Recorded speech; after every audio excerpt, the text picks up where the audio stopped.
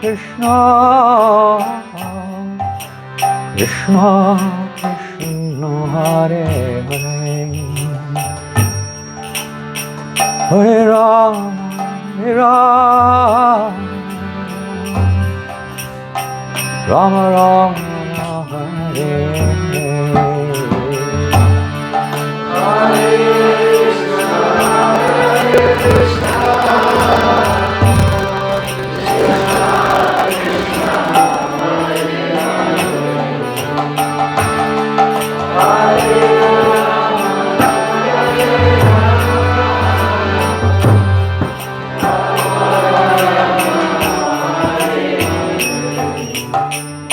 Hare Krishna, Hare Krishna, Krishna Krishna, Hare Hare,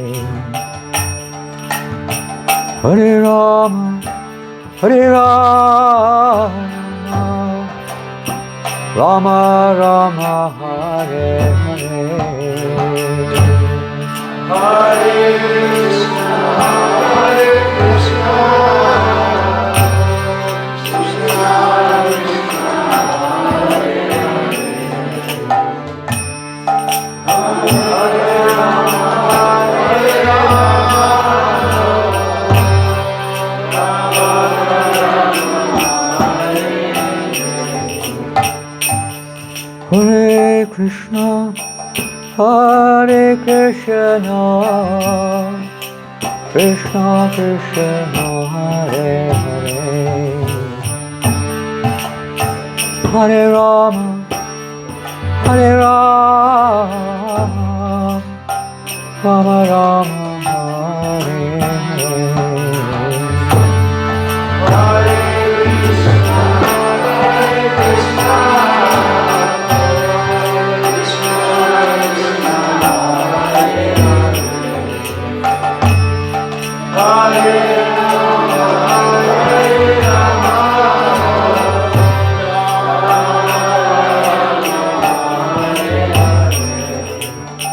Hare Krishna, Hare Krishna, Krishna Krishna, Hare Hare, Hare Rama, Hare Rama, Rama Rama, Hare Hare, Hare Krishna, Hare Krishna, Krishna Krishna, Hare Hare.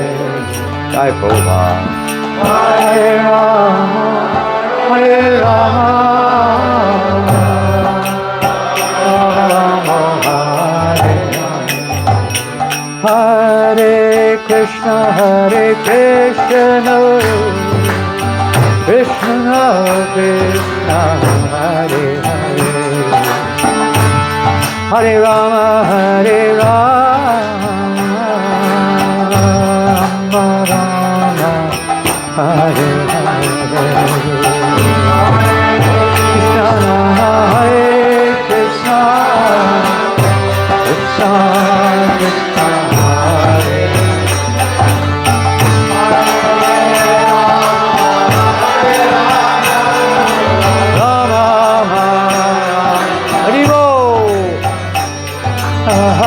Hare Krishna, Hare Krishna, Krishna Krishna, Hare Hare, Hare Rama, Hare Rama, Rama Rama, Hare Hare, Hare Krishna, Hare Krishna, Krishna Krishna, Hare Hare.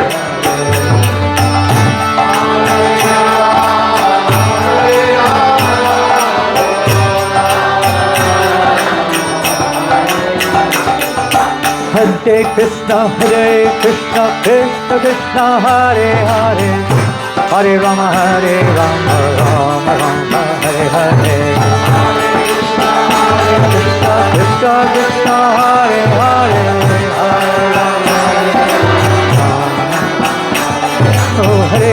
Krishna, Krishna Krishna, Hare Hare, Hare Rama, Rama Rama, Hare Hare. Hare Krishna, Hare Hare, Hare Rama, Hare Rama. Hare Krishna, Hare Krishna, Hare Hare, Hare Rama, Hare Rama, Rama Rama, Hare Hare. Hare Krishna, Krishna, Hare Hare Rama, Hare Rama, Hare Hare. Hare Krishna, Krishna Krishna, Hare Hare, Hare Rama, Rama Rama, Hare Hare. Hare Krishna, Hare Hare, Hare Krishna,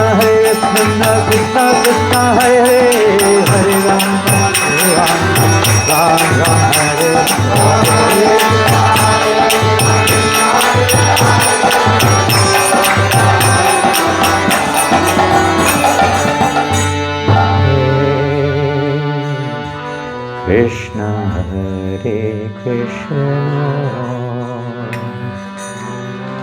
Krishna Krishna, Hare Hare, Hare Rama,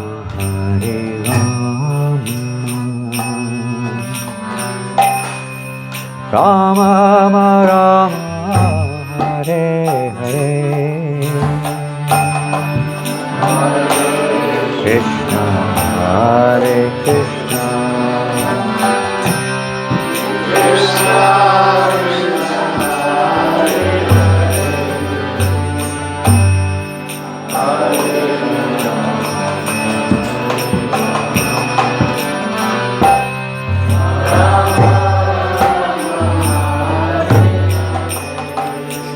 Hare Hare Krishna, Hare Krishna,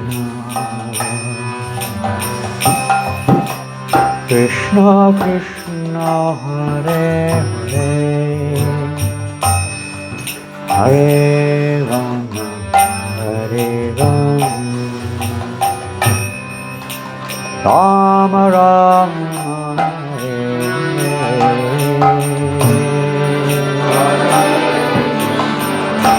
Hare Krishna,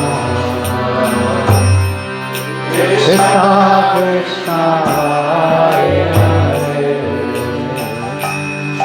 Hare Rama, Hare Rama,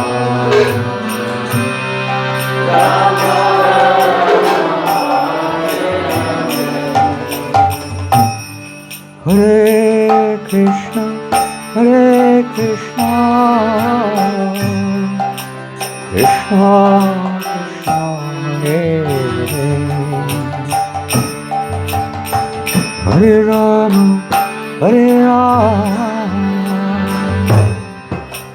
Rama Rama,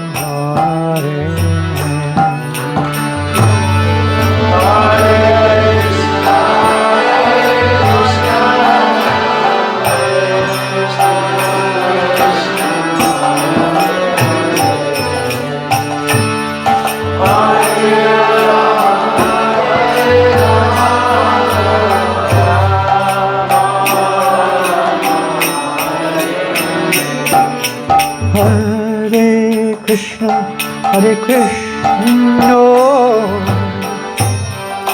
Krishna Krishna, Hare Hare, Hare Rama, Hare Rama, Rama Rama, Hare Hare, Hare Krishna, Hare Krishna, Krishna Krishna, Hare Hare, Hare Rama, Hare Rama, Rama Rama, Hare Hare, Hare Krishna, Krishna Krishna, Hare Hare, Hare Rama, Rama Rama, Hare Hare.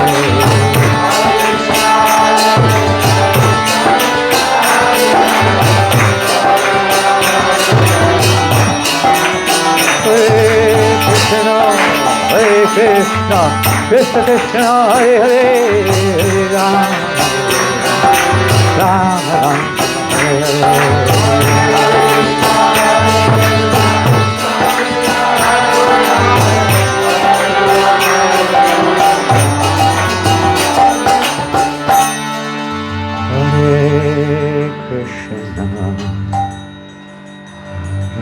Krishna, Krishna Krishna, Hare Hare, Hare Rama, Hare Rama, Rama Rama, Hare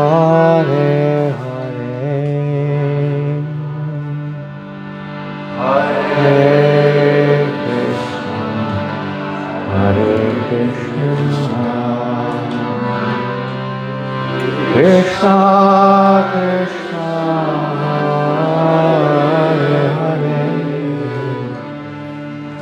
Hare, Hare Rama, Hare Rama, Rama Rama,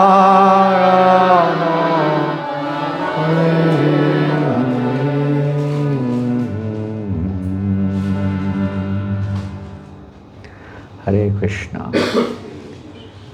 Right, to carry on, but we have promised to make a little presentation this evening. Yesterday evening we were able to be on board the Jaladuta with Srila Prabhupada, traveling to America. And in a few days' time, on the 17th, will be the 59th anniversary of Srila Prabhupada's arrival in America. When Gaudiya Vaishnava, in its pure form, teachings reached American shores for the first time in history. In its pure form. Hare Krishna. Thank you. Hare Bol. They had gone in the form of a book, so it's not completely correct. Book Bhagavata had already gone. But the first time the person Bhagavat had set foot on what we call American soil. In Boston, September the 17th, 1965. A memorable day unknown to the world around, but the most important, you could say, event in one sense. Event, that may not be the right word. Footstep. When Prabhupada set foot on the shore in Boston to begin this mission, Western preaching mission of Lord Chaitanya's Sankirtan movement. So this evening we're going to, we said last night, we fast forwarded. Instead of a 4-day journey, we sped it up to a 1-day journey. Mm-hmm. And now this evening we're going to be entering into the Boston Harbor, but hopefully, is that Artie? Mm-hmm. I heard a conch blowing outside. They're having Artie in the pub over the road, is that? Huh? Convincing? Convincing them to have Artie over there. Yeah, one day. So this evening we're going to, this is one of the excuse the little red inverted sign in the middle. It's obviously somebody had taken a screenshot or something and forgot to take out the little thing. So nothing much we can do as part of the picture. So this depicts Srila Prabhupada back in the early 60s, before leaving for America. Om Jnana Timirandasya Jnananjana Shalakaya Chakshuram Militam Yena Tasmai Shri Gurave Namaha. Shri Chaitanya Manobishtam Sapitam Yena Bhutale Svayam Rupa Kadama Dadati Svadantika.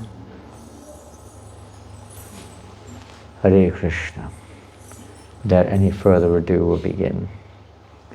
So this picture depicts, of course, Srila Prabhupada in his rooms in the Radha Damodar temple, where he was residing for several years before coming to the West. At least when he was in Vrindavan, he was back and forth to Delhi and Bombay and other places to both arrange for the printing of his books and also to distribute his books, and also to try to find a way of going to America to preach on the order of his Guru Maharaj. So this is one of the significant features or factors, events that took place which spurred Srila Prabhupada on despite so many obstacles, seemingly impossible, some of them. When Srila Prabhupada was in Prabhupada had two rooms there, and some of you have seen them. This is the kitchenette, if you want to call it that, where Srila Prabhupada used to cook and offer his foodstuffs and also honor prasadam, and he would also many times translate. The reason being is that it was a window, actually. It's a lattice work window with shutters. And when Prabhupada would open the shutters, he could see through the lattice work, he could see Rupa Goswami's samadhi just out of the window there. So he would be praying to Rupa Goswami all the time, practically speaking, to his Guru Maharaj, of course. That he would be, an ambassador, a representative, and that Rupa Goswami would empower him, and so on. So Srila Prabhupada, this is confirmed by his servants, one day Rupa Goswami personally manifested before Srila Prabhupada. He said, don't worry, you are not alone, I am with you. Your mission will be successful. So one event like that. And sure enough, in due course of time, Srila Prabhupada, we're not going to get into the details, it will take too long, but eventually he managed to get all that was required to go to America. Miraculously, against incredible odds, Krishna arranged this test, but Srila Prabhupada eventually was able to board the Jaladuta, as we indicated yesterday, and set sail towards the United States. So he arrived, I don't know which order we're going here. Anyway, whatever it is, it is. We had to make some last minute adjustments to the PowerPoint. It's not a PowerPoint actually, we're on, what's it called? Another system here. PowerPoint basically malfunctioned this morning, so I had to transfer to another system. So in 1965, is somebody translating for anyone who wants Ukrainian? Does anyone need Ukrainian or Russian language? We have Mataji is a first-class translator.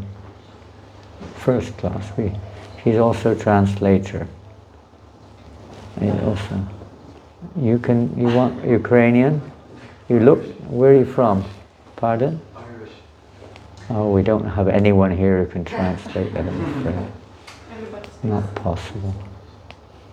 Also translator. Job, that's his job, translator. Interpreter in Belfast. Yeah, so we have many here tonight, wonderful. So in 1965, September the 18th, you want to watch, come around a little bit. September the 18th in Boston, Prabhupada wrote a very significant document. We'll come on to that later. As I say, one thing or another, they made me go out on the street making a fool of myself this afternoon, and they didn't have time to organize it properly. So there's Prabhupada, this was his just an artist impression, boarding the Jaladuta with his, they actually didn't come on as we heard last night in Calcutta, they came a little later. But in principle he went with the Bhagavatam. How it's printed, you can see Srimad Bhagavatam. It's, no one in America would have known what, anyway, even if it was spelled differently. They wouldn't have known. It's the A.C. Bhaktivedanta. He's alone, in that sense. There are the volumes of the Bhagavatam, the original 3 volumes, 1, 2, and 3. You can see volume 3 is a bit longer, it looks like bigger, at least it looks bigger than the other 2, by far. And these are the books, that's how they were. They had nice covers on them, actually. Depicting the universes coming out of the body of Mahavishnu plus the spiritual sky beyond. Very colourful, Vaikuntha picture. And also on board was these leaflets, India's message of peace and goodwill, Srimad Bhagavatam. Prabhupada was advertising his Bhagavatam through these brochures. And Prabhupada also had, in that brochure, there was the 6 Shastakam prayers were there. The first, in one sense, the first piece of literature produced specifically for his Western mission. Yeah, here we go. There's the boat again. We've seen this picture many a time. The Jaladuta, not a very big ship, but a cargo ship. And that's what Prabhupada went on. There's some remembrances of Srila Prabhupada. This was a remembrance in, you can see in LA in 1976, Prabhupada said. The name is there. He remembered. After all, he is officer. He knows so many things. So it is a great history, Prabhupada laughs. There was 2 days I was attacked in heart on the ship, so hardship. Trivikram. Then you had a dream? Prabhupada, Harisori, what was that, Srila Prabhupada? Prabhupada, that is. The dream was, I must come here. Harisori, it was some instruction that you got? Prabhupada, the dream was that Krishna in his many forms was bowing the row. Bowing the row. Prabhupada, English sometimes is a little unusual. Bowing the row. What is it called? Sorry, rowing the boat. Bowing the row. Bowing, I said bowing the row. That's what he said. Rowing the boat. Krishna was rowing the boat in his many forms. And there's a picture, for all it's worth. I mean, it's not necessarily, but it does represent this incident. When Prabhupada had his heart attacks, he thought he wasn't going to make it to America, that he would be leaving his body, but during that time Krishna appeared to him in a vision, and the vision was, don't worry, I in my many forms will be rowing the boat and all will be well. So Prabhupada recovered and reached America. On the 16th, we'll read, this is, Prabhupada was keeping a diary, it's called now the Jaladuta diary, but he was keeping a diary of some of the events of the day. So we can take it up from the 16th of September, the day before the boat docked. Prabhupada wrote in his diary, "Today is the 35th day of our journey, and yesterday night at about 10:30 p.m. we have turned one wheel towards northeastern corner from the Bermuda latitude towards Boston port." Obviously the Prabhupada was talking to the, either the captain or one of the officers on board who was explaining where they're going. I mean, Howard Prabhupada wouldn't have known about Bermuda, turning a wheel and this and that, But he would make report, noting in his diary. Interesting. In the morning, the atmosphere was fairly cleared, and the ship was plying very smoothly. The first officer told me that they had never such experience of the Atlantic Ocean, and he ascribed the good luck to me. I said, yes, it is all Lord Krishna's grace, because due to my severe type of seasickness, he has himself taken charge of the ship. In an expansion, the Lord is rowing the oars, or in many expansions, or something like that. Do you want this for your back behind this? Pardon? Do you want the cushion? Yeah, if possible, yeah. It's comfortable, no? Yeah, it might be a little bit easier. This might be too big. No, I think that's fine. I think it's fine. Thank you very much. We shall certainly reach to America port safely. The whole day was clear sunshine, but at 4 p.m. the sky all of a sudden became foggy. The sun became dim, covered by foggy weather. The horizon is still visible. Let us see what is still ahead. The ship is stopped completely at about 6 p.m. on account of dense fog. Be Lord Krishna pleased to get out this fog. You can look at that from different ways. Literal fog, or just the fog of our consciousness. By the grace of Lord Krishna, the fog was cleared after 2 to 3 hours, and the ship started. The whole night was non-disturbing, and today, on the 36th day of our journey, we reached safely at Boston Port at 5:30 a.m. That's actually on the 17th, the day next morning. And then that's, well, what can I say? That's not the Jaladuta, but it is a boat docked at the Commonwealth Pier, that's all I can say. An old boat. I couldn't find a picture of the boat. I couldn't find a picture of the Jaladuta dock there. But it's, you can see it's an old boat. So there's a boat docked at Commonwealth Pier in Boston. Pretty dull picture. Prabhupada on the 17th in his diary, the day of arrival, said, "We are now on the dockyard of Boston, and at 10 a.m. the customs officers and others came on the ship.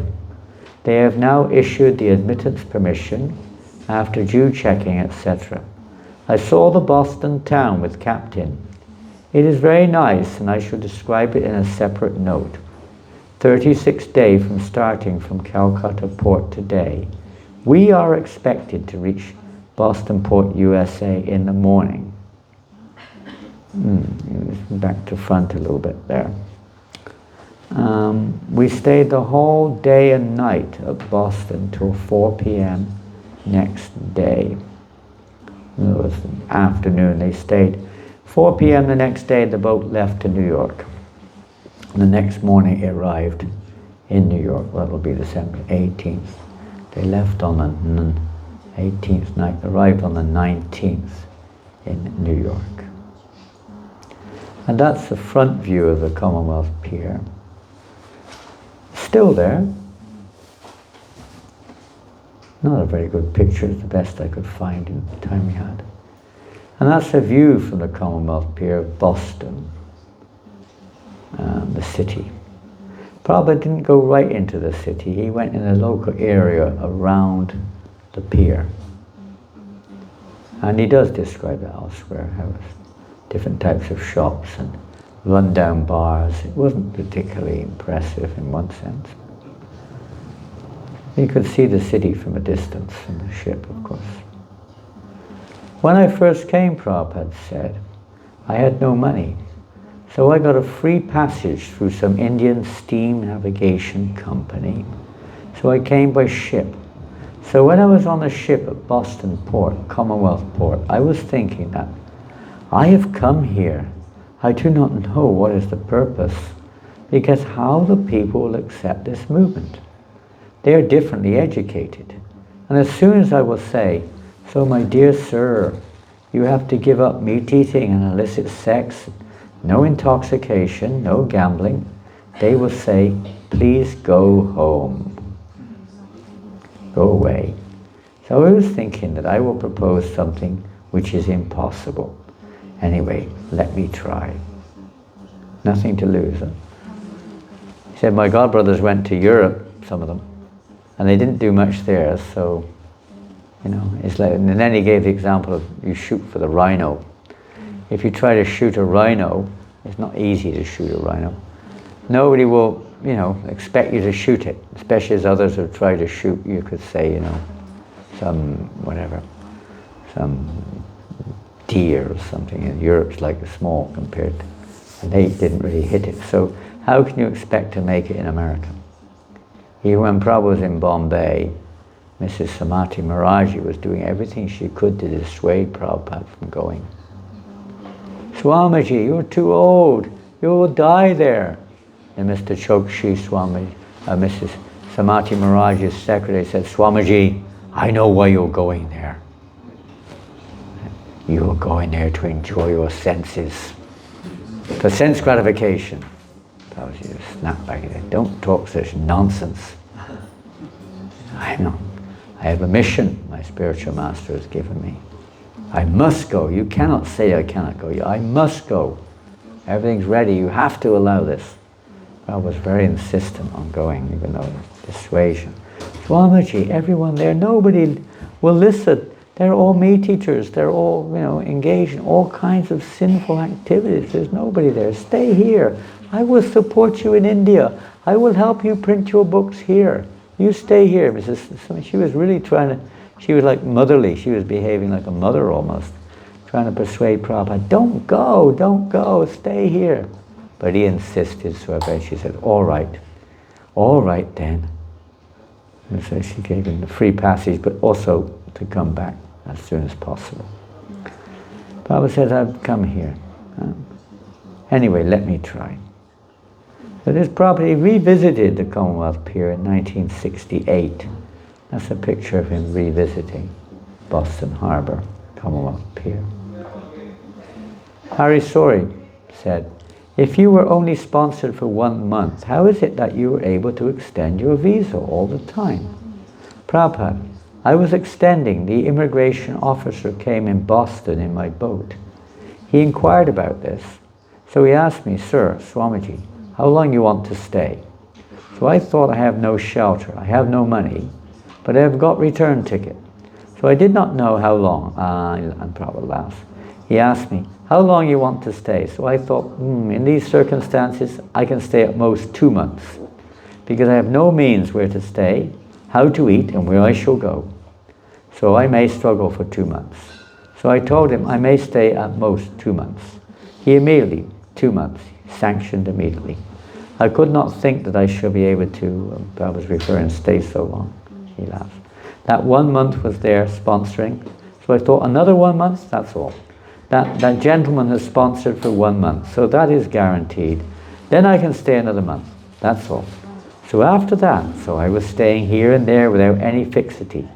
So I was extending the visa each time.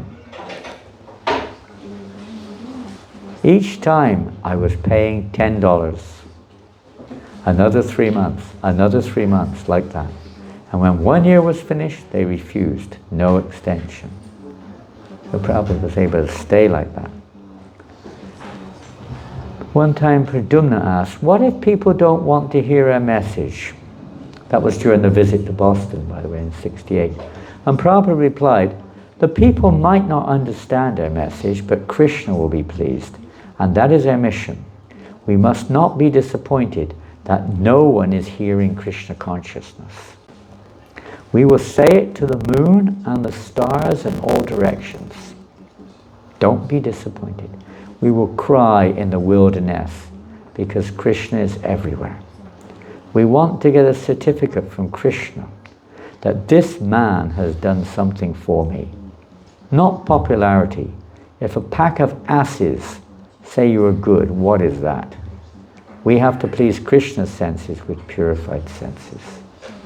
Was Prabhupada's mood.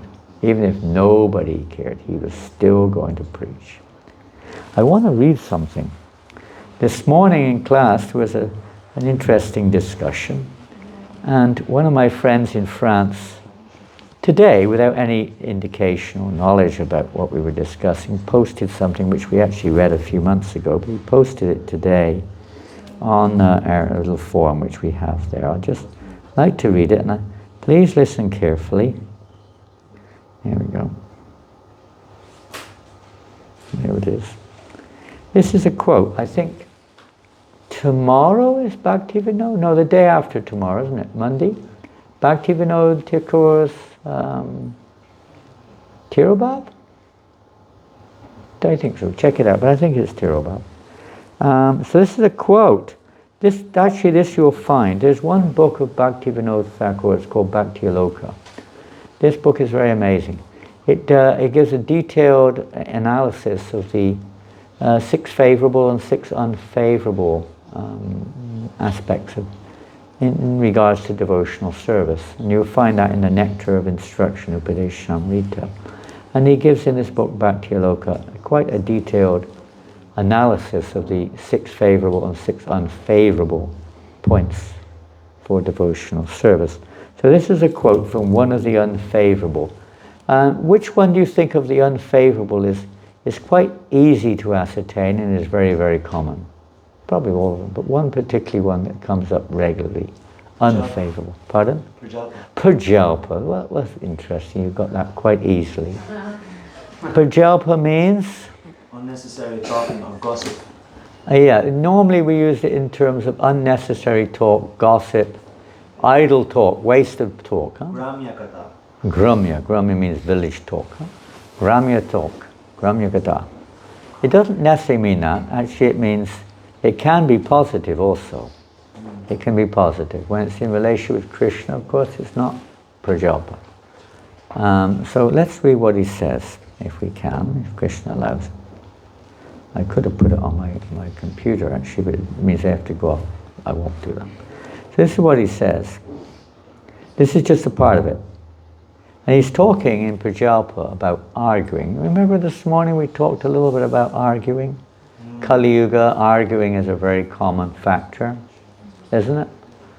And it can be quite dangerous.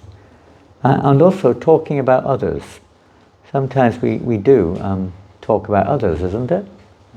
I mean, it is a positive way of talking about others, of course there is, and sometimes you have to for practical reasons, but just for the sake of it, sometimes we do. And Bhaktivinoda Thakur says, useless arguments arise from envy or pride, aversion or attachment to sense gratification, or foolish or self-pride. Quarrelsome people also become intoxicated by useless arguments. It's a form of intoxication. You just like to get into it and you don't stop. While discussing topics of the Lord and his devotees, the practicing devotee should always be careful to avoid useless arguments. We argue about mundane things sometimes too. Something we learned at school, something in the news, something about the world around us. Was it a conspiracy? Was it not a conspiracy? All kinds of useless stuff which make absolutely no difference anyway. But we get into it sometimes. Talking without reason about other people is extremely adverse to devotional service.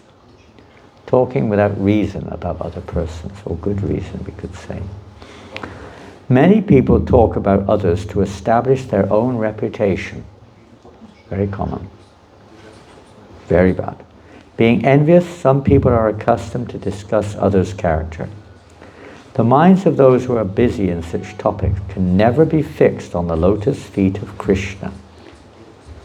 Talking about others should be rejected in all respects. But those who talk about others while influenced by devotional impediments, like envy, hatred, pride, or distinction, are offenders at the feet of Bhakti Devi. Debate arises only from a desire for conquest. It is extremely abominable. Fault-finding arises only from imposing one's own bad habits on others. It's an important point, isn't it? This should be given up in all respects. Speaking falsehoods is another form of useless talk. Worldly talk is completely rejected by renounced devotees. Householders may accept some worldly talk that is favorable to devotional service. Now, you obviously have to talk within your family, within your occupation, some social interaction sometimes, but only as much as it's favorable. If topics like archaeology, zoology, astrology, and geography are devoid of God consciousness, they should be rejected. Right. Sorry to interrupt you. Can you maybe just slow down a little? Where are we? Oh, you're there. Trying Okay. to keep up, but maybe a little bit Sure. more if possible. The conclusion of this essay is this. Whatever prajalpa is not favorable for devotional service should be carefully given up by Vaishnavas who are cultivating bhakti. Amongst these instructions,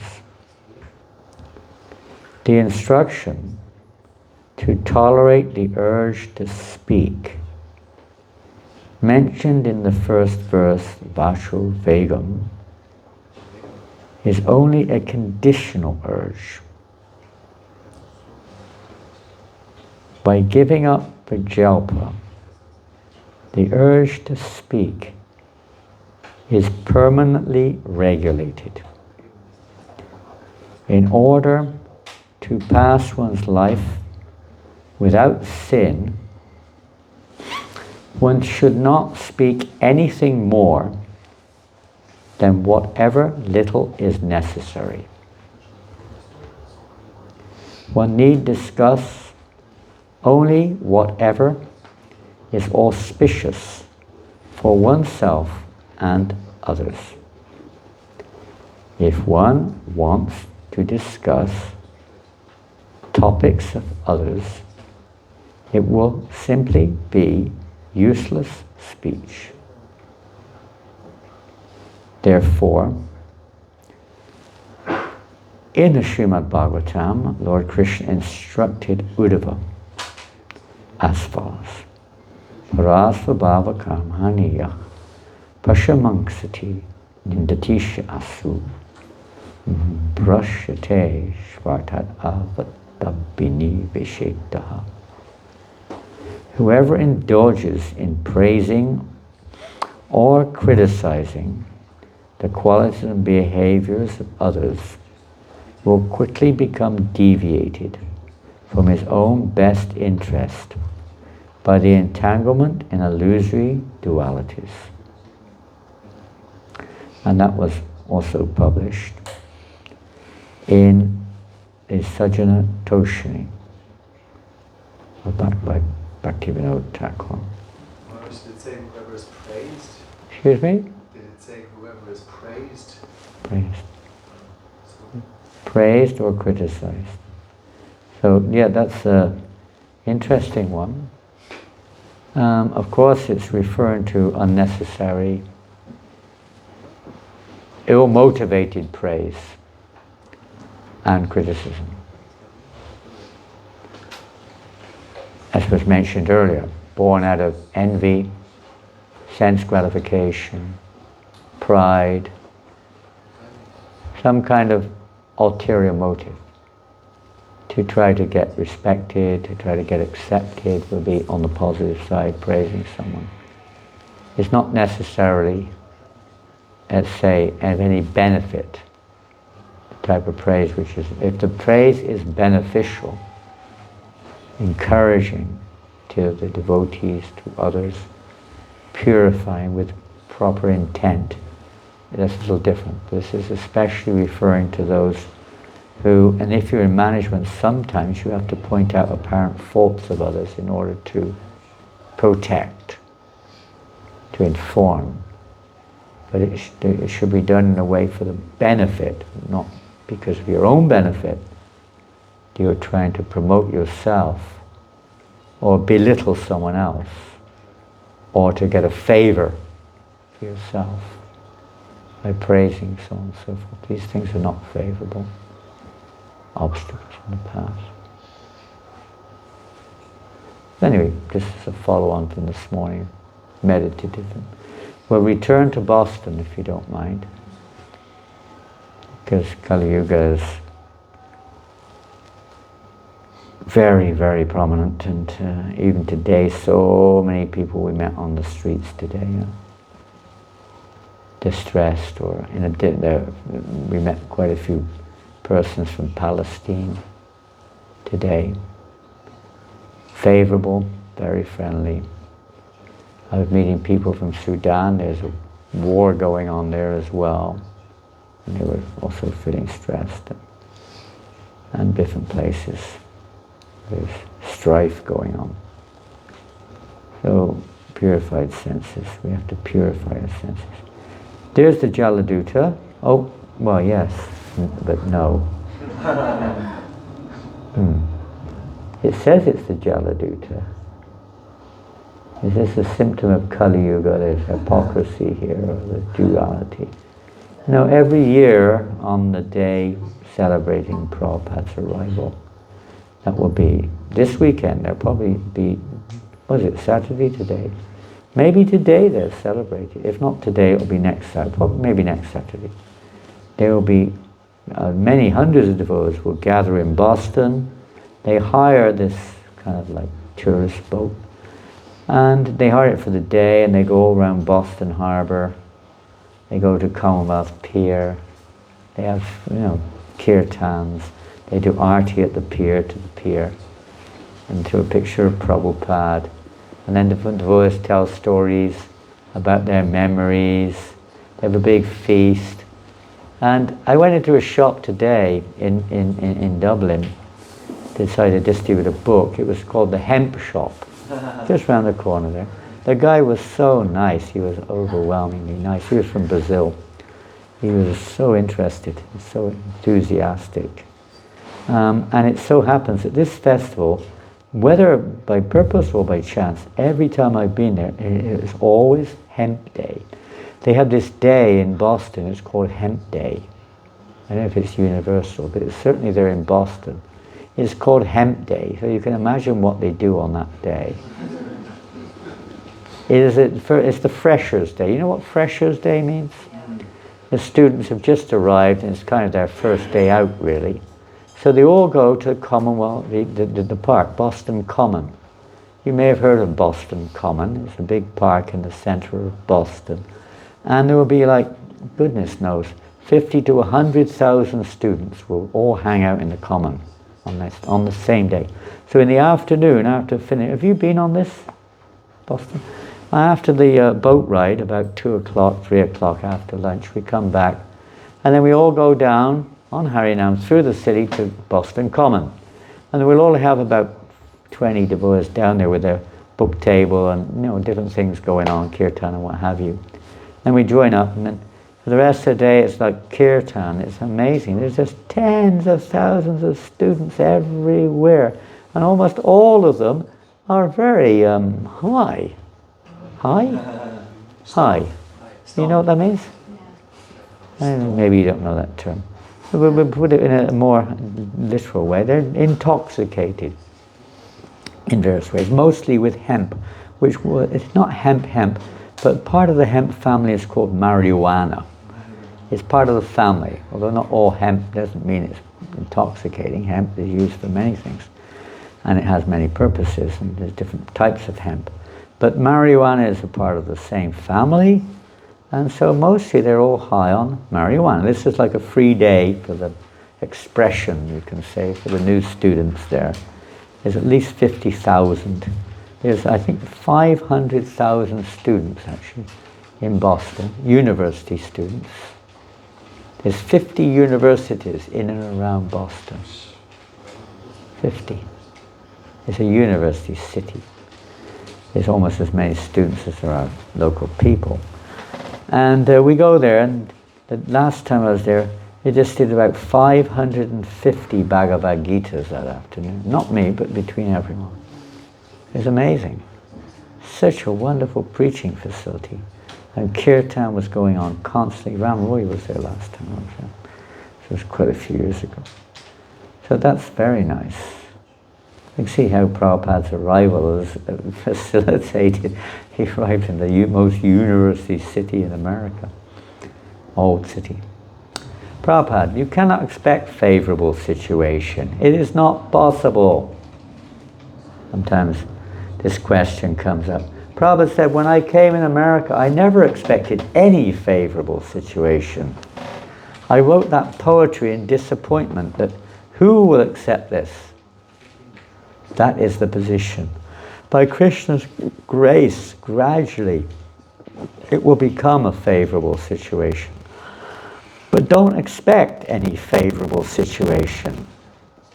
You have to handle unfavorable situation and make favorable situation to preach. That is preaching. Not that we just go where it's favorable. That transformation.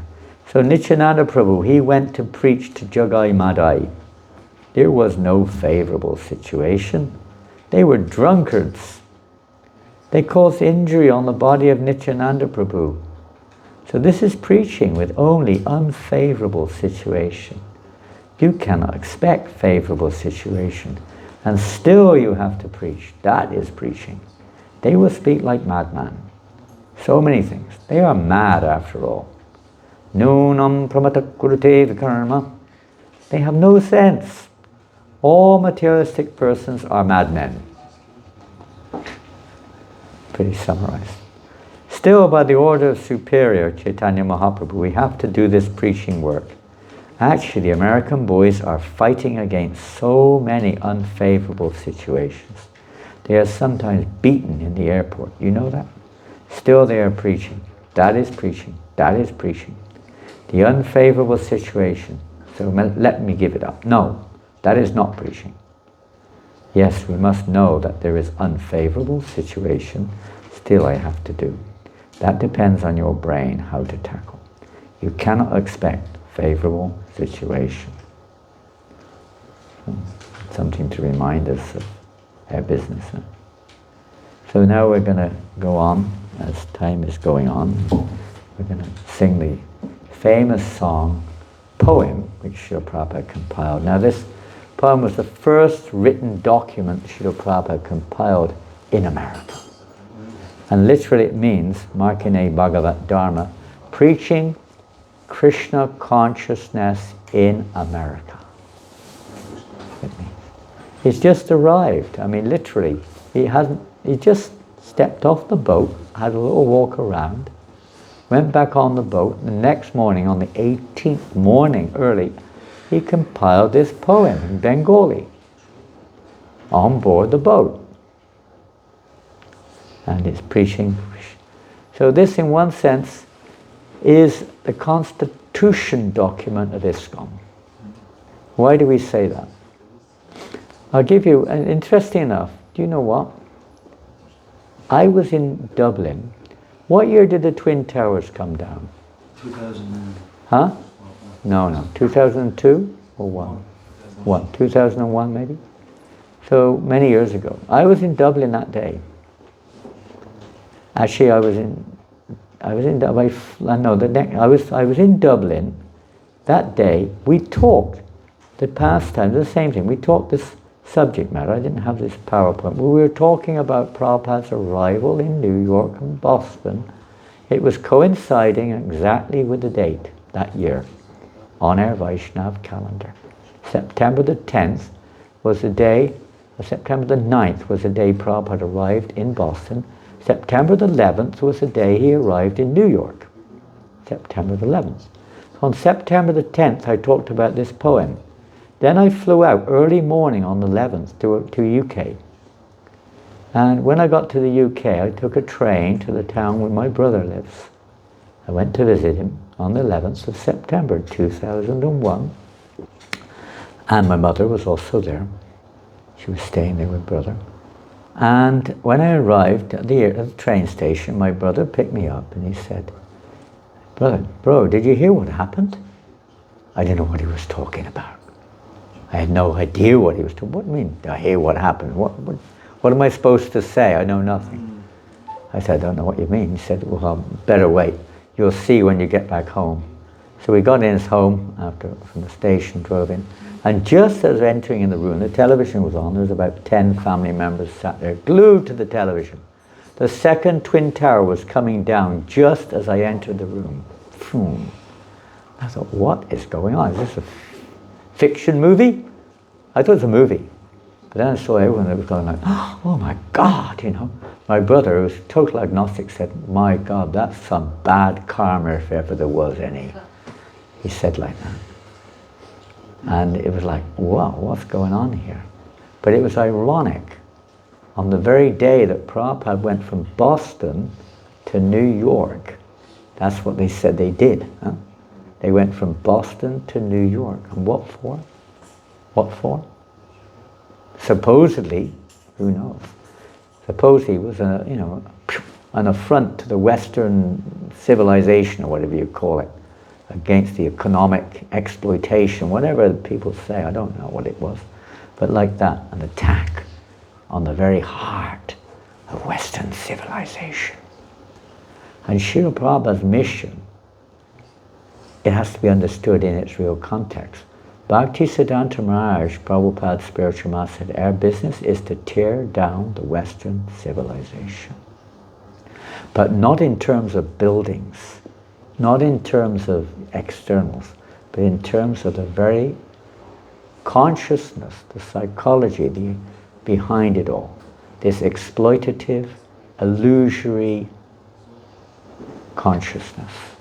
That has to be taken down. And that's what Prabhupada did. 36 years to the day, Prabhupada went from Boston to New York. 36 years before. Interesting.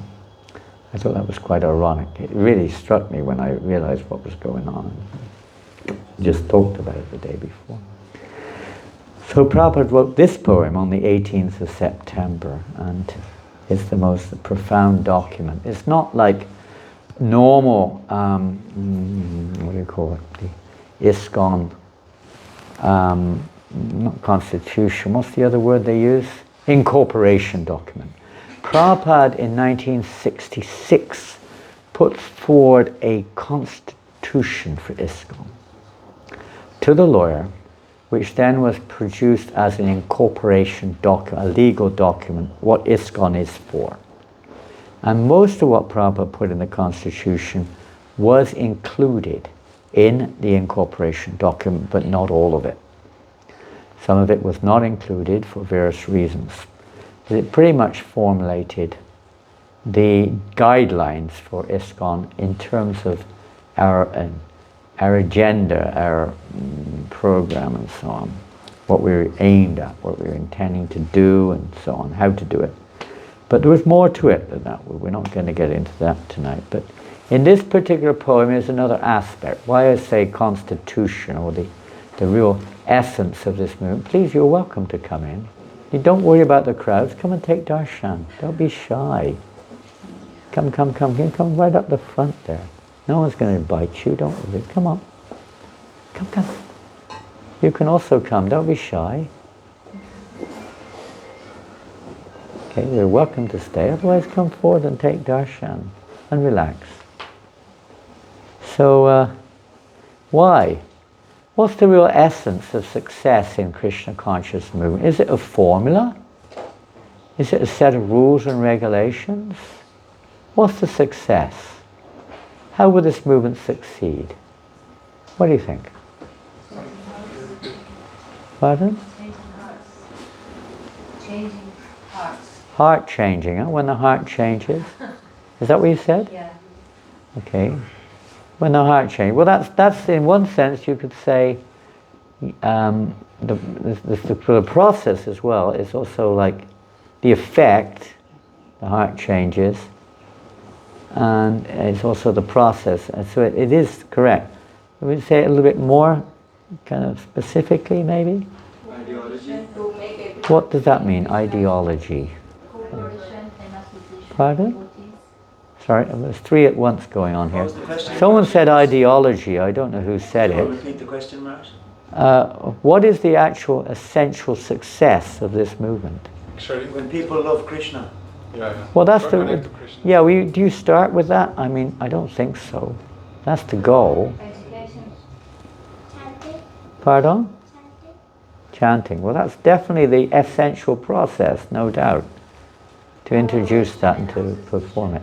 Somebody said ideology. I don't know who it was, and I don't know what they meant either. I asked, what do you mean by that? Who was that? Okay, what do you mean by that? First, at least people should know what it's all about. Like, people are not aware of it. So, at least you should. There's no one to tell them like what's correct, what's not. Okay, that's very good. Huh? To people don't know, we don't know. I mean, to inform, to educate, that's good. Anything else? Give up misconceptions. Excuse me? Give up misconceptions about our existence. To give up our misconceptions, okay.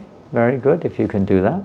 To understand why we are here in this world. Okay, this is following on with the ideology, and this understanding of our own commitment comes from understanding in many ways. You become committed and realize how essential this is. That's very good. They're all good points. What else? Be engaged in service to... Okay, maybe getting a little bit close to what essentially is related to this poem. I wouldn't be talking about it if it wasn't related to this poem. Following the order of the Guru. Pardon? Following the order of the Guru. What was that? Something. Following the order of the Guru. Surrendering to the order of the Guru. Okay, now that's very specific, because Prabhupada's mission was really all about fulfilling his spiritual master's order, isn't it? He didn't have his own agenda. His agenda was his spiritual master's. As we mentioned this morning, Srila Prabhupada said that he didn't like it there. He didn't like it. He wanted to be back in India, in Vrindavan. But my spiritual master has given me this order. That's my life, is to... So yeah, that in one sense is the sense of the movement, isn't it? This mood is the mood. It's not what you know, what you don't know so much. That's also to be taken into account. It's not necessarily what we do. It's not necessarily how much talent you have. It's more the mood, the attitude, the underlying attitude behind it. That there's no selfish motivation there. You're doing it because you want to be recognized, for instance. Or, what even worse, that you're trying to get money, followers, fame, and so on. None of that. None of that. The attitude is one of simply, whatever you want to do with me, my Lord, I am your instrument. This is the basic, we say philosophy, it's not so much philosophy you could say, but it's like anything. You plant vegetables. How many of you here are farmers? Hands up if you're a farmer. You're a farmer. Where are you farming? My grandparents had a piece of land. And you farm there A sometimes. little bit of, And in the past, and when you go there sometimes. Is anyone like a permanent farmer? I think if you live at Innisrath, you must be a farmer, isn't it? It's a farm, isn't it? Innisrath? Yeah, like polytunnels. They have a polytunnel, and then the mainland is. No one here a farmer? Strange. I thought people in society were mostly farmers in Ireland. I thought everyone was a farmer in Ireland. No? No potatoes anymore? No potatoes? I'm getting...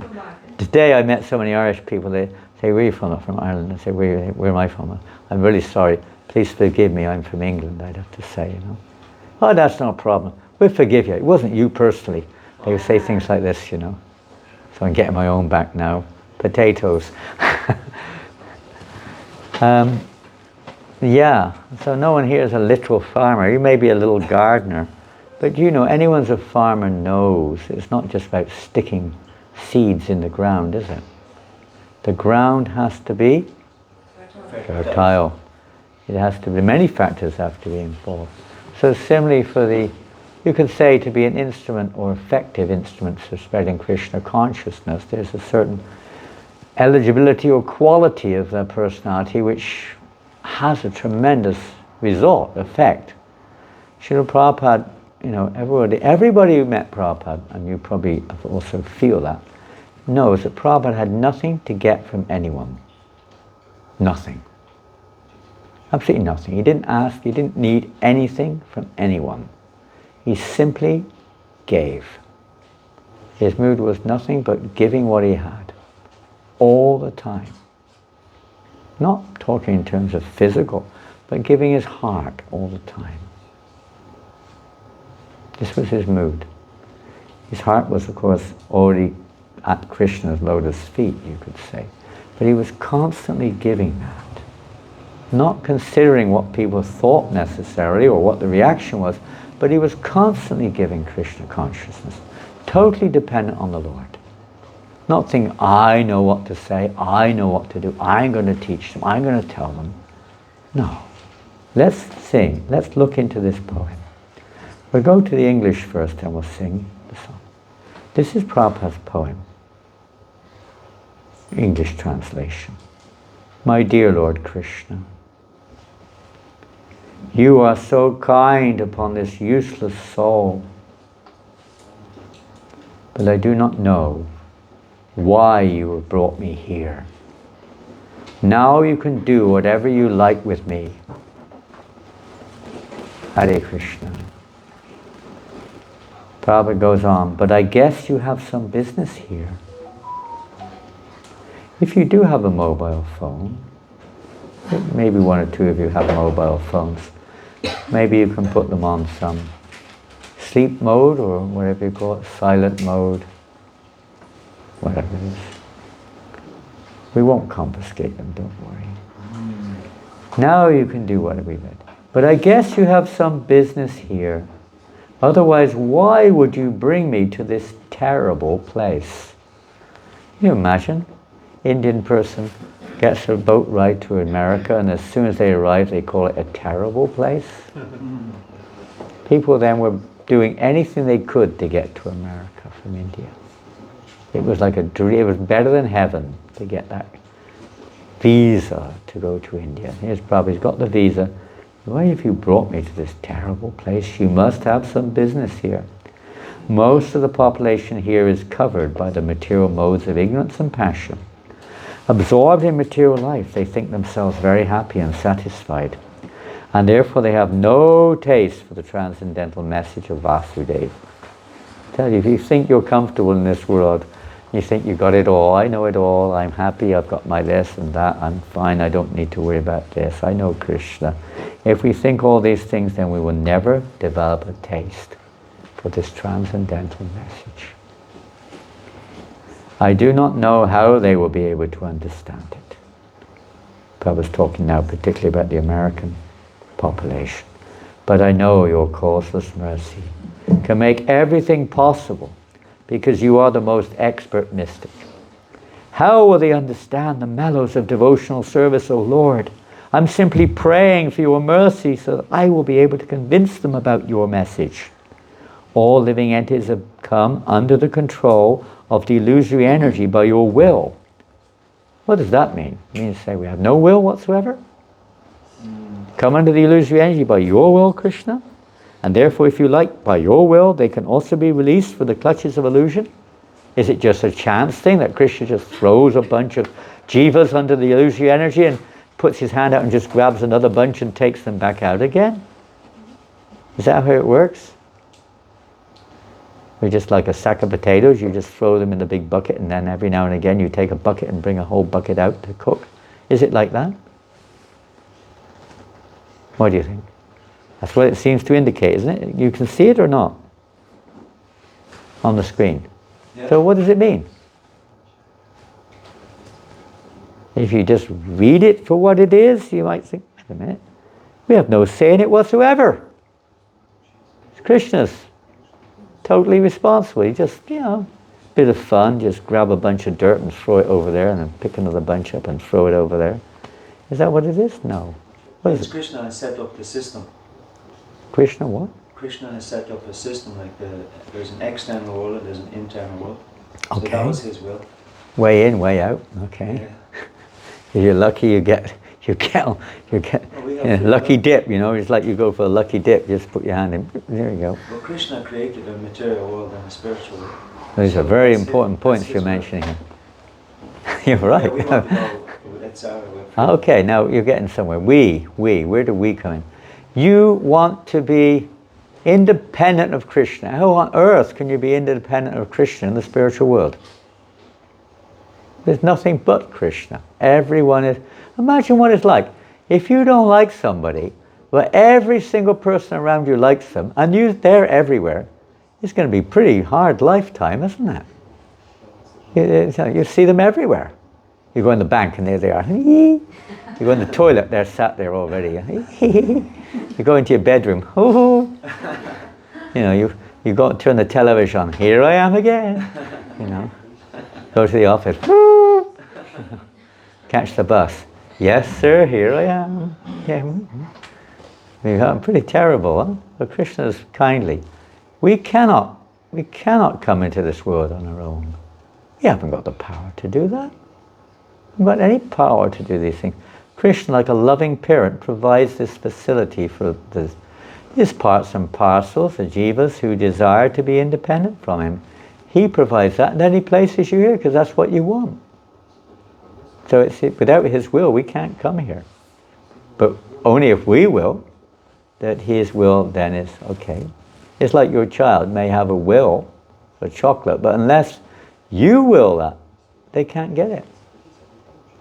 So the same thing getting out. If you have a strong will to get out, but only by the grace of Krishna can we be delivered. We can't get out on our own. In prison, you can't get out on your own. That is illegal. Come on in. Don't be shy. Come along in. Take darshan. Stay as long as you wish. We have no power. The jiva has desire, but we have no power to manage Krishna's energies like this. We can't provide it any more than a child can provide, the parents provide. So like that. So Prabhupada's praying to the Lord, please, please, do the needful so that they can be released from this world. Paradukha dukhi. Prabhupada goes on, I wish that you may deliver them. Praying for their deliverance. Krishna listens to his pure devotees more than anyone. Therefore, if you so desire their deliverance, then only, now this is very important, therefore, if you desire their deliverance, then only will they be able to understand your message.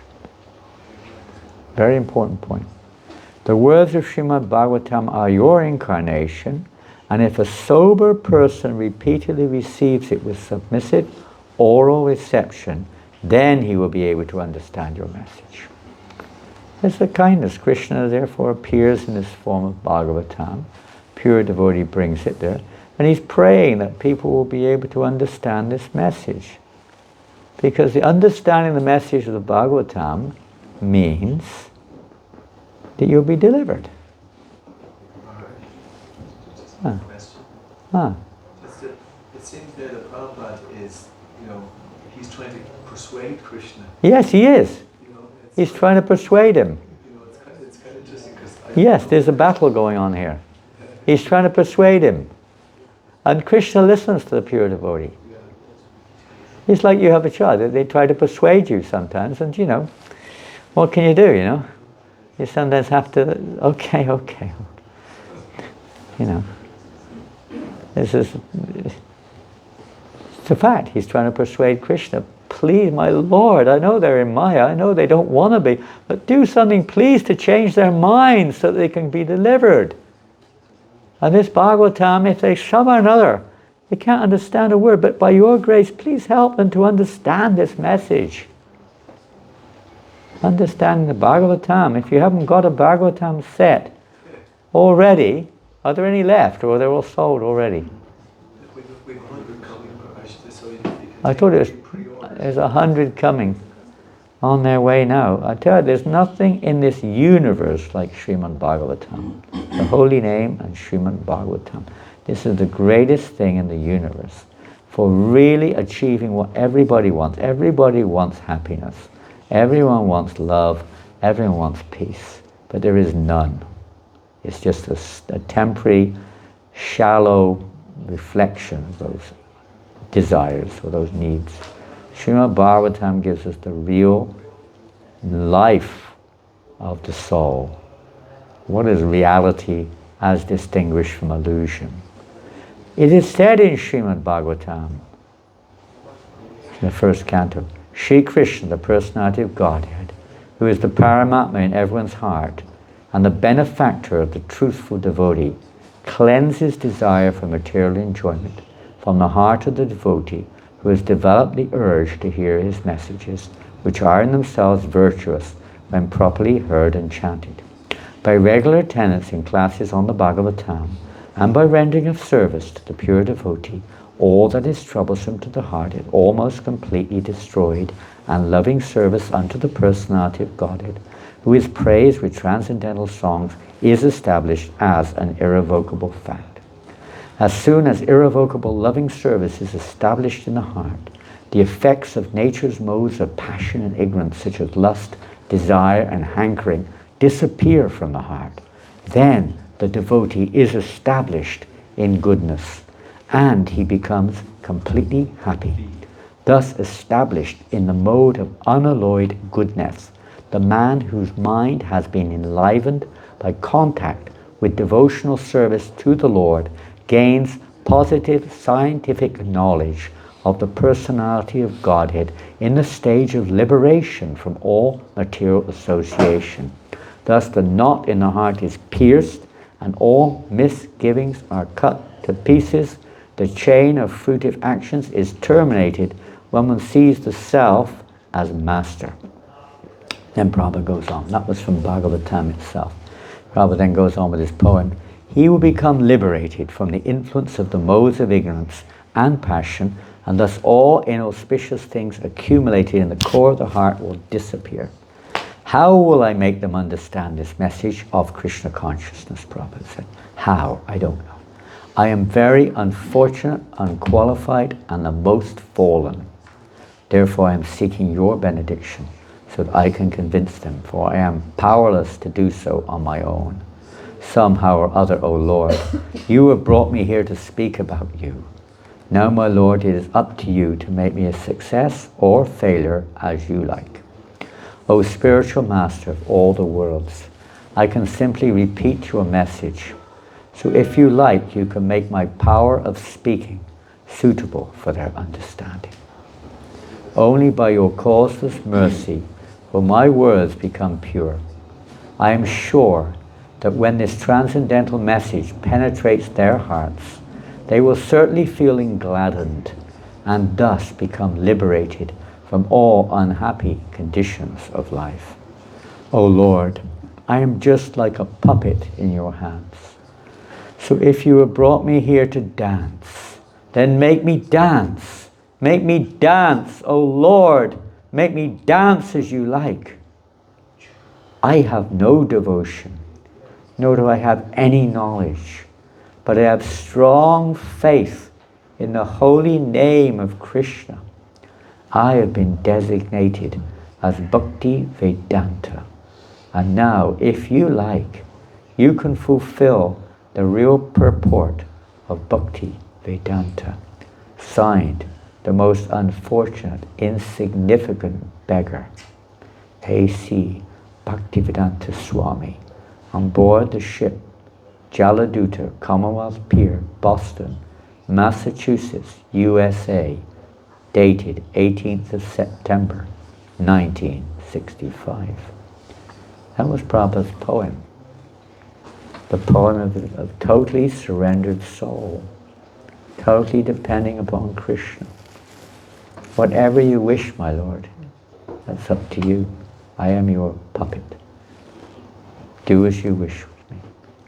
So we'll sing this beautiful song. That's the journey Prabhupada took, for its worth, from Calcutta through Colombo through Cochin, past Port Said, Alexandra, across to Boston, and then finally New York on the boat. Okay, we won't have time for that. We'll go back to the song. Markine Bhagavata Dharma.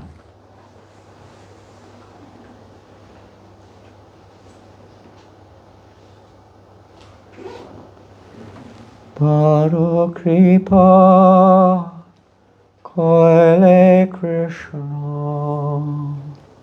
Wait until I finish one line. Dharma Prati. Together. Paro Kripa Koile Krishna. Padame Prati.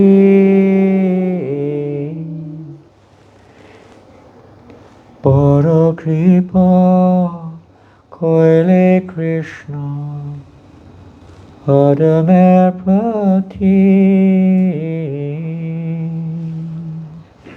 Paro Kripa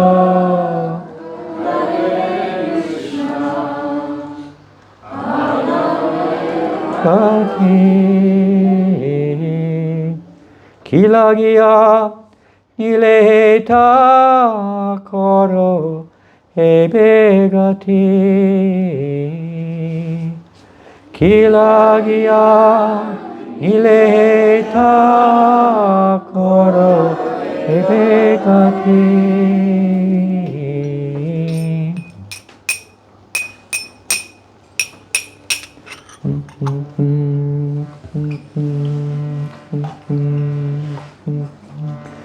Achikichu Kajataba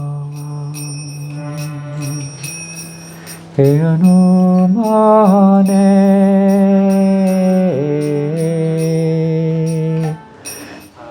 Chikichu Kajataba Eanomane.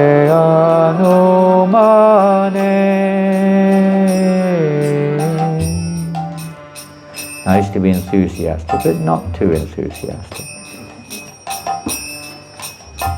No heke no ani bene stane. No heke no ani bene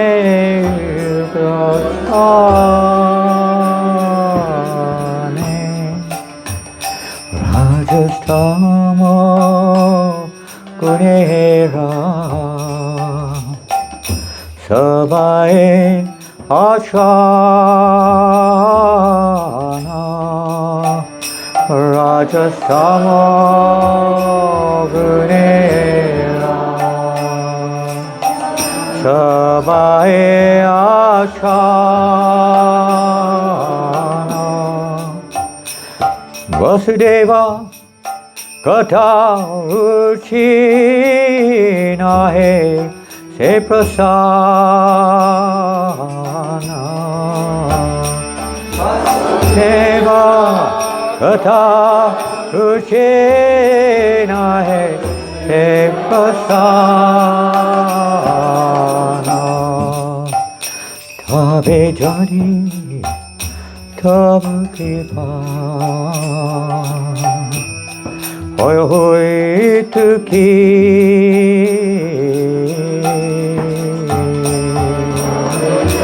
Jani Kava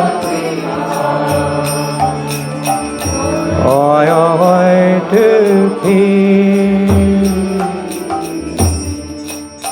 Sagai Sambhava tumi se kotuki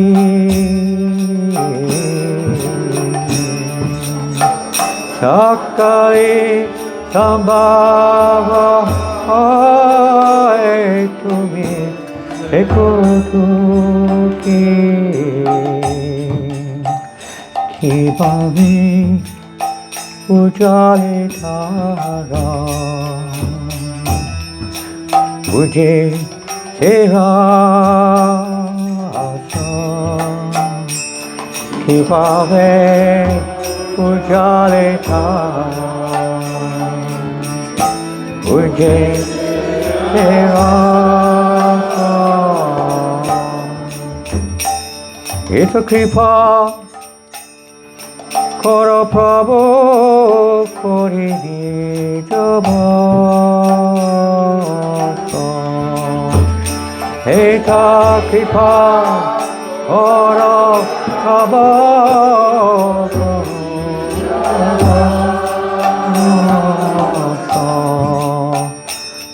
Tomara Vichaya Sabhala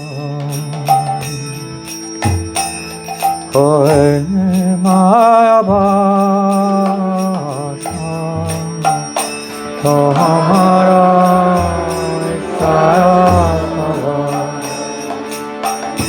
Hoy Maya Bhasha Tomara Ichaya Nasha Maya Nasha Tomara Ichaya Nasha Maya Nasha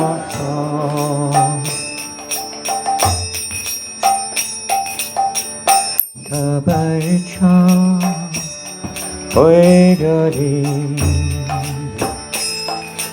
Tadera Uda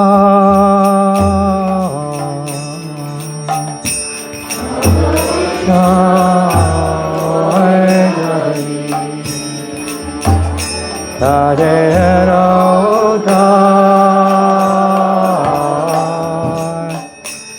Pujibe Nischai Tabe Kata Se Tomar Jive Nischai Tabe Kata Se Tomar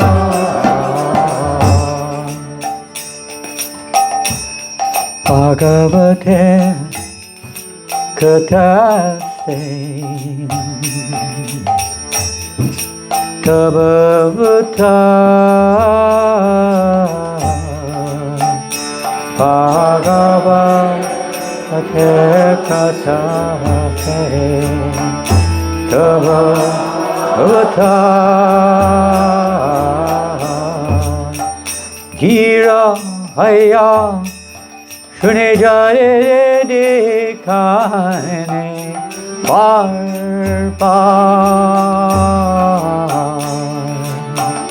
Hiraya Pune Jari Khane Parva Shinvatang Svakata Krishna Punya Shavana Kirtana Shinvatang Svakata Krishna Punya Shavana Kirtana Vidyantakso Yabhadrani Vidunoti Sritatam Vidyantakso Bhadrani Vidunoti Sritatam Oh Nashta Praye Prabhadresu Nityam Bhagavata Sevaya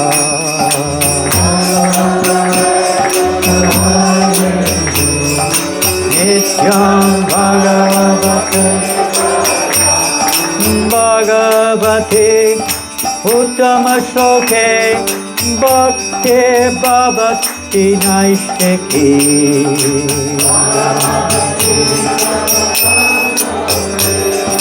Bhakti Bhavati Naishtaki Tadaraja Tamo Bhavaha Tamo Bhavayasya Tadaraja Tamo Bhavaha Tamo Bhavayasya Chetaita anavidam Titam sadve prasidati Chetaitar anavidam Titam sadve prasidati O evam prasannamanato Bhagavat Bhakti Yogataha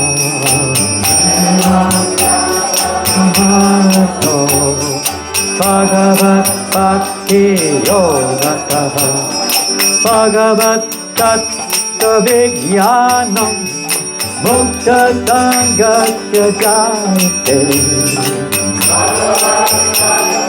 Vijnanam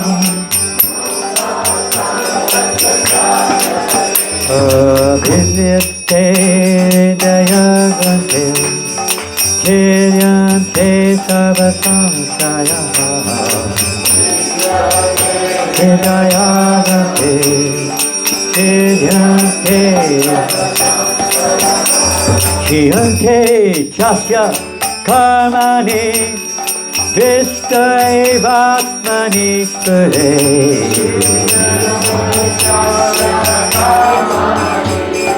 Vista Evatmani Spare Rajastamo Atetabe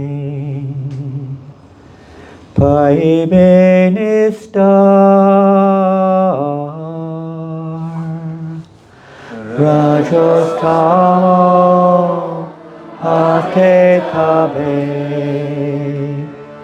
Paibenistar Hidaya Abhadra Sate Guchibe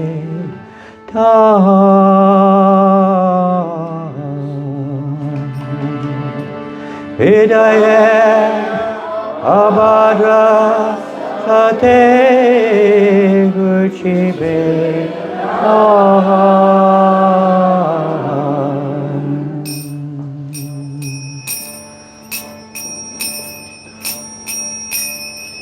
기코니 부자복하다 보러 세차해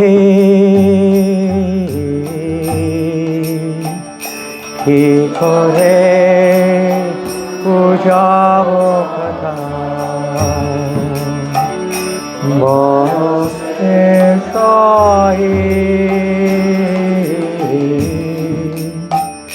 구르라 아미 디나히나 코노 사키마나히 구라미 디나히나 코노 사키나히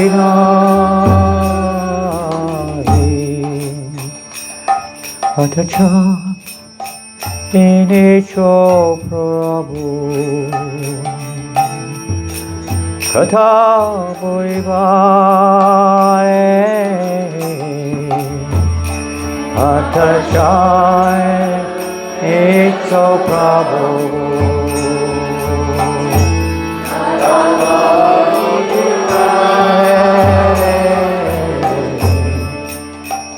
Yetoma Isha Prabhu Korohe Are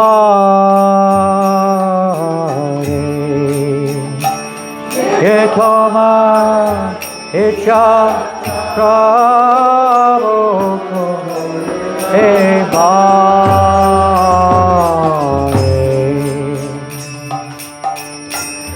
Akila Jagat Guru Bachane se amar Akira Jagat Bachane se amar Palakita Koriba Kamata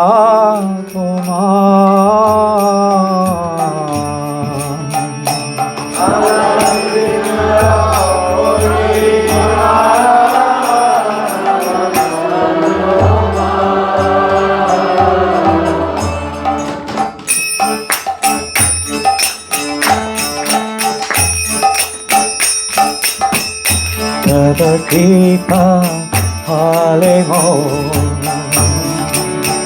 Sutta Shuddha Have Tava Kripa Halemo Sutta Shuddha Have Shunya Sabara Shoka Dukkha Yekuchi Shunya Sabara Shoka Dukkha Yekuchi Aniyato Jari Prabhu Amare Nachate Aniyato Jari Prabhu Prabhupada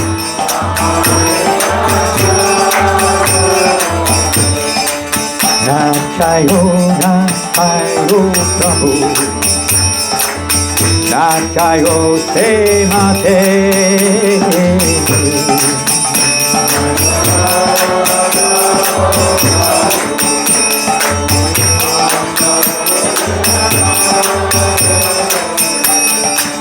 Kashtera Putali Katana Chayo Se Mate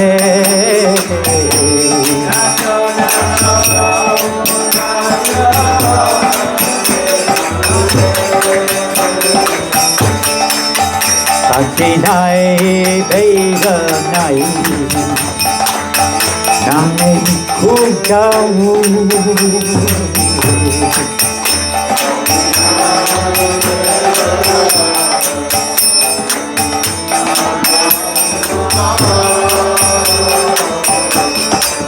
Bhakti Vedanta Name Vedanta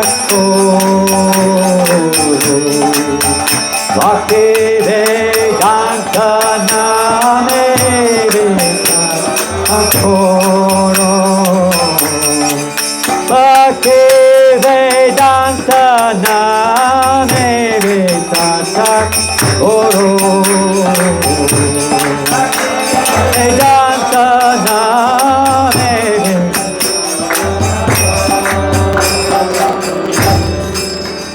Bhakti Vedanta Name Vedanta Koro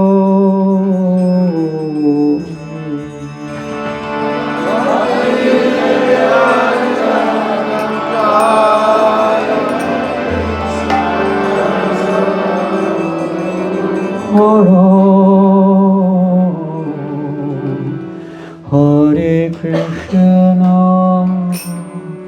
Hare Krishna,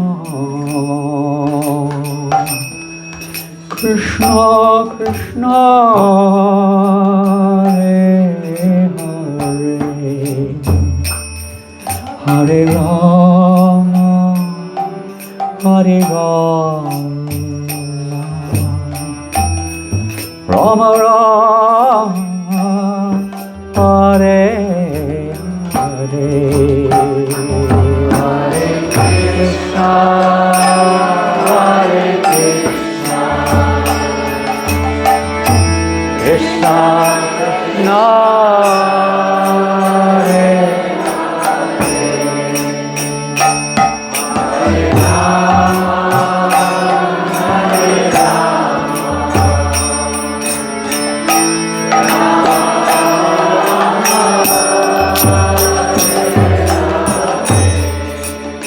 Hare Hare Krishna, Hare Krishna, Krishna Krishna, Hare Hare, Hare Rama, Hare Rama, Rama Rama, Hare Hare.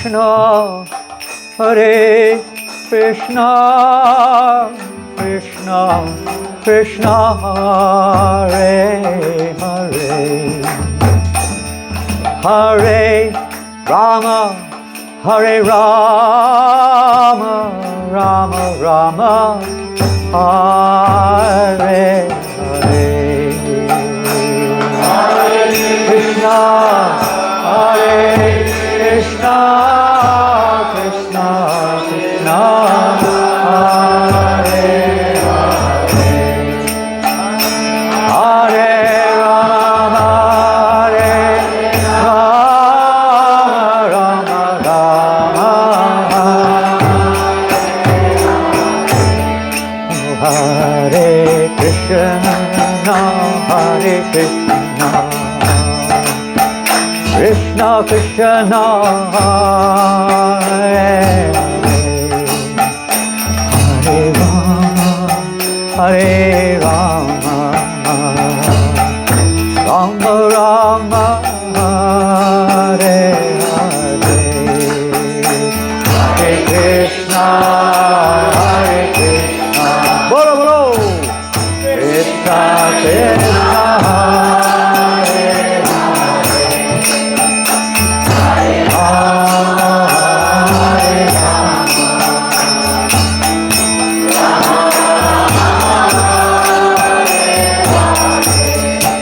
Hare Krishna, Hare Krishna, Krishna Krishna, Hare Hare, Hare Rama, Hare Rama, Rama Rama, Hare Hare, Hare Krishna, Hare Krishna, Krishna Krishna, Hare Hare, Hare Rama, Hare Rama,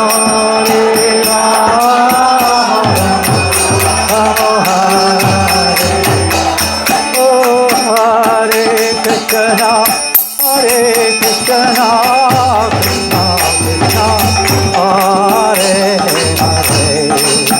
Hare Rama, Hare Rama, Rama Hare Hare, Hare Krishna, Hare Krishna, Krishna Krishna, Hare Hare, Hare Rama,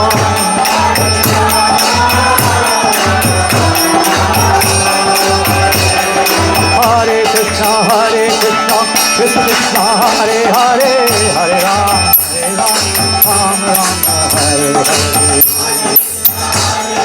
Krishna Krishna, Hare Hare, Hare Rama, Hare Krishna, Krishna Krishna, Hare Hare, Hare Rama, Rama Rama, Hare Krishna, Krishna Krishna, Hare Hare, Hare Rama, Hare Krishna,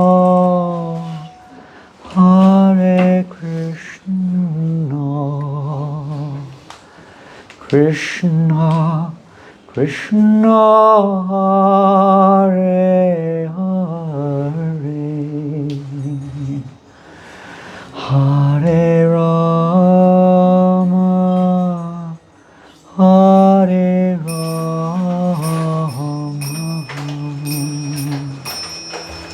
Rama Rama, Hare Hare,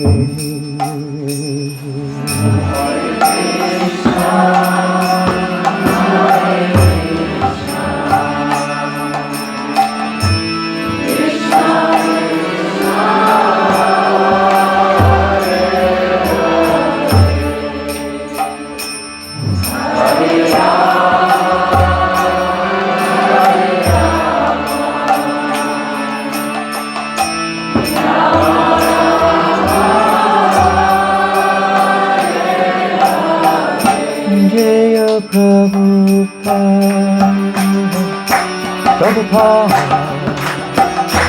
Prabhupada, Jai Prabhupada,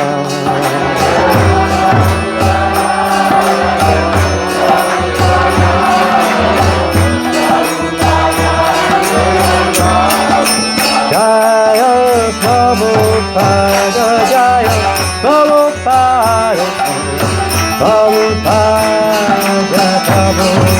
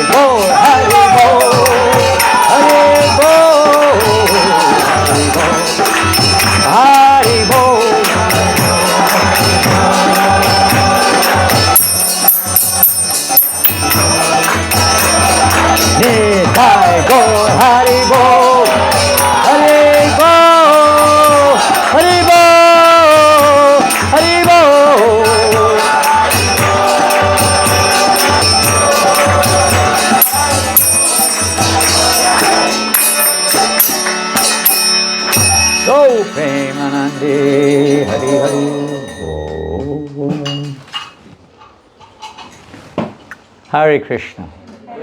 Well, I've gone over time. What to do? We wish Prabhupada had gone over time. He was over time all the time, but we never thought it was enough. We wish he'd... Whatever, Krishna's arrangements, obviously. He's been staying with us visibly longer. What to do? Now we have everything. Prabhupada's given us everything in his books. And he's given us a mission. And he's there for us if we want to take his mercy and pray for his mercy, that we can also become small little instruments in spreading this mission. I wanted to read my favorite Vyasa Puja homage, but it'll take too long. Maybe I'll read it in the morning.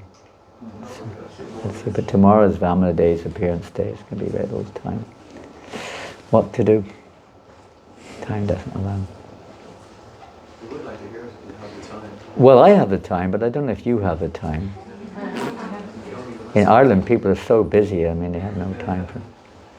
This is what we must be busy for. Yes, 1 hour is nothing. What can you say? It's a flick of a moment. Well, if you're really serious and if you want to go, and if your bellies are exploding, then by all means, this is an invocation. Of course, we've already chanted Srila Prabhupada's pranams, so we'll move on. This was a poem, an offering to Srila Prabhupada. I don't know what year it was in. One of my godbrothers named Sarvadrik Prabhu, who lives in North Carolina. He's called it Prabhupada Village or something in North Carolina. He wrote this offering to Srila Prabhupada one year on behalf of the community. And I really like it because it's completely in relationship to today's topic of Prabhupada's arrival in Boston. And how significant that event is. Something wonderful occurred in Boston, Massachusetts in September of 1965.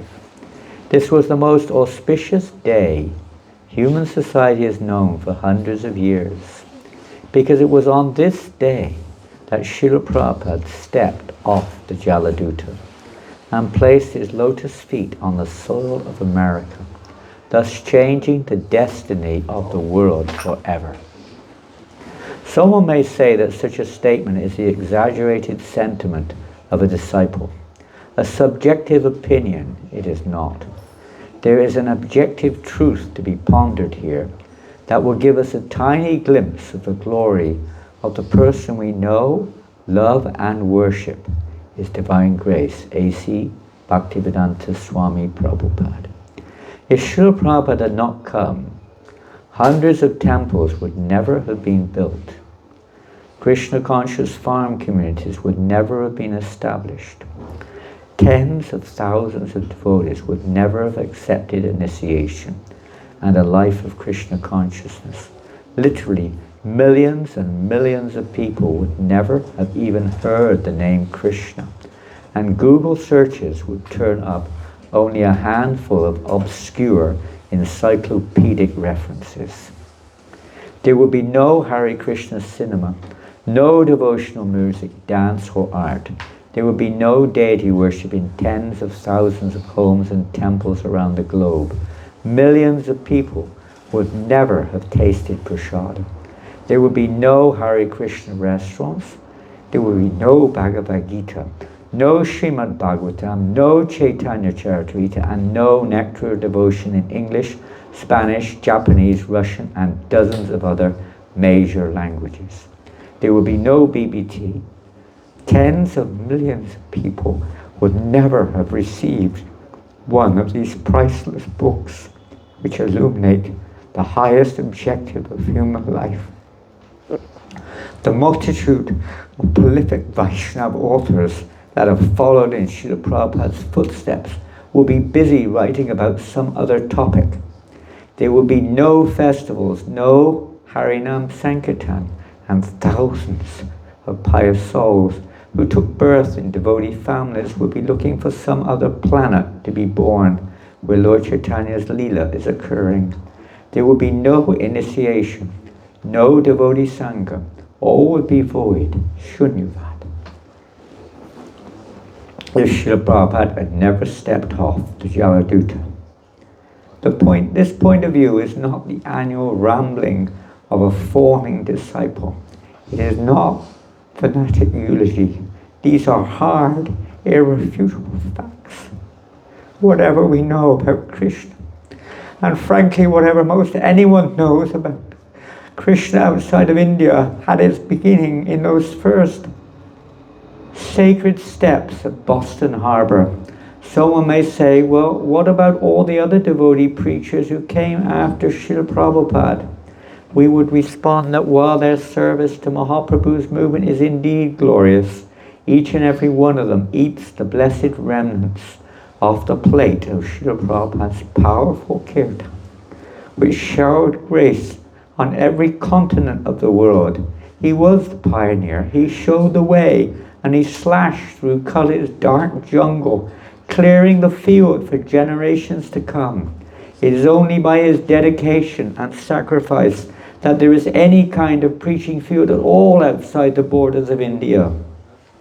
If he had not come and laid the foundation, there would be no waiting devotees, no dakshina, no initiations, no rides from the airport, no prepaid air travel, no accommodation, no temples, and no devotee homes for preaching and expansion of missions. The only reason that any of these facilities exist is because Srila Prabhupada stepped off the Jaladuta. Ask any walla in Vrindavan or Mayapur who's old enough to remember what the town was like before Srila Prabhupada left the divine shelter of Sri Sri Radha Damodar Mandir for the lower east side of New York City. They all know that it was Srila Prabhupada who put the Lord's hometown on the map and brought crores of rupees, temples, new construction and prosperity to otherwise materially impoverished villages. All the Vrindavans and Mayapurs worldwide renown exist today because Srila Prabhupada stepped off the Jaladuta. Today Kirtan is the rage and public venues fill with eager participants, but Srila Prabhupada was the original Kirtaniya, the first who sat in Tompkins Square Park with his little tom-tom, drumming out the rhythm of Lord Krishna's holy names before any of these people were even born. Sadly, he's not given credit, but today Harinam Sankirtan reverberates in yoga studios, in devotee homes, in temples, on downtown sidewalks, and at music festivals in nearly every country of the world, only because Srila Prabhupada stepped off the Jaladuta. And finally, we're all sitting here in the blessed association of devotees, remembering and appreciating his qualities and his influence in our lives, in one of hundreds of such gatherings around the globe, only because Srila Prabhupada stepped off the Jaladuta. Let us ponder these truths, and as we meditate thrice daily, chanting Aim Gurudevaya Vidmahe, Krishnanandaya Dhimahi, Tanno Guru Prachodayat, be Guru. Try to grasp the meaning of this sacred mantra. Try to know Srila Prabhupada and the degree to which he pleased Chaitanya Mahaprabhu, how much he was absorbed in doing so. And let us attempt to fathom the breadth and depth of Srila Prabhupada's accomplishments. Doing so will cause the creeper of devotion that he planted in our hearts to blossom and bear the fruit of love of God, and allow us to be fixed at his lotus feet forever. There is nothing else worth having. Srila Prabhupada ki jai. Or Premanandi. Shri Shri Panchatattva ki jai. All glories to the assembled devotees. Srila Prabhupada ki jai. Hari Bol. Hare Krishna. Thank you all very much. Hare Krishna. Hari Bol. Really amazing poem, offering we should say. Wonderful offering of Sarvadrik Prabhu to Srila Prabhupada. Hare Krishna. Thank you all very much, and we'll be heading off to Belfast tomorrow. We won't be going that fast. We'll go when the bell rings, and then we'll go fast. And that will be after breakfast tomorrow morning, so the bell will ring and then off to Belfast. Hare Krishna. Thank you. Hari Bol. We're having class tomorrow morning at 7:30. Is that correct? 7:30 tomorrow class, yes, Maharaj. Tomorrow is Lord Bamnade's appearance day, so very wonderful day. Hare Krishna. Is there any Ekadashi Prasad for everybody? Yes, Maharaj. We're going to have an arti now, and then we're going to have the shad downstairs. Arti for those who like to stay, and Prashadam afterwards downstairs. In the restaurant, I suppose. In the restaurant, yes. Hare Krishna. Jai.